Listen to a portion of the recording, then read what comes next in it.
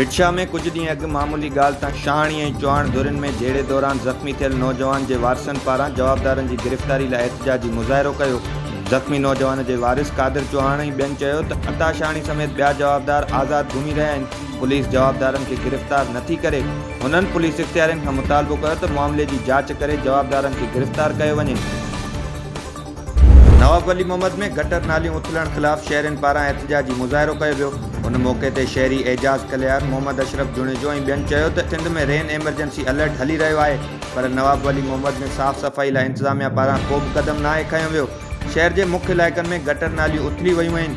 Boys school, बिरोई चौक समेत ॿिया इलाइक़ा गंदे पाणी हेठि अची विया आहिनि। हुननि इंतिज़ामिया खां मुतालबो कयो त हंगामी बुनियादुनि ते गटर नालनि जी सफ़ाई कराई वञे त जीअं बरसाति जो पाणी आसानी सां नेकाल थी सघे।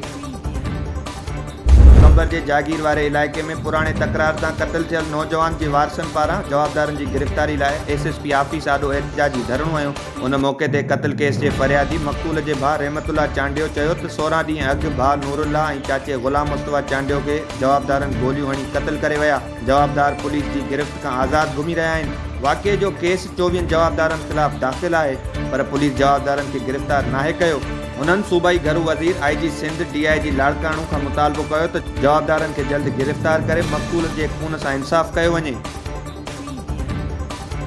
मीरपुर बुरड़ो में शहरी माजिद बुरड़ो खां हथियारबंद ठुल जेकमाबाद रोड ते रोक रक़म, मोबाइल फ़ोन ऐं ॿियो सामान फुर करे फ़रार थी विया। वाक़िए बाद मुतासिर जे वारसनि पारां पुलिस ख़िलाफ़ एहतिजाजी मुज़ाहिरो कयो वियो। उन मौक़े ते मुतासिर माजिद बुरड़ो चयो त इलाइक़े में बदअमनी वधी वई आहे। चोरी, फुर, धाड़ो रोज़ जो मामूल बणियल आहे। हुननि SSP जेकमाबाद खां मुतालबो कयो त फुर थियल रोक रक़म ऐं ॿियो सामान वापसि कराए इलाइक़े में अमन क़ाइमु कयो वञे।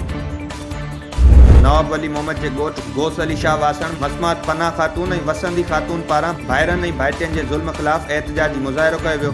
उन मौक़े ते मसमात पनाह ख़ातून चयो त धणी बख़्श खोसो, साजिद खोसो ऐं ॿियनि 3 ॾींहं अॻु घर मथां हमिलो करे वसंदी ख़ातून खे ज़ख़्मी करे छॾियो। पुलिस जवाबदारनि जी वंगारी बणिजी पुट शाहिद खे खंभे वई आहे। हुननि DIG शहीद बेनज़ीराबाद SSP नवाब शाह खां मुतालबो कयो त भाइरनि ऐं भाइटियुनि जे ज़ुल्म ख़िलाफ़ नोटिस वठी पुट खे आज़ादु कयो वञे।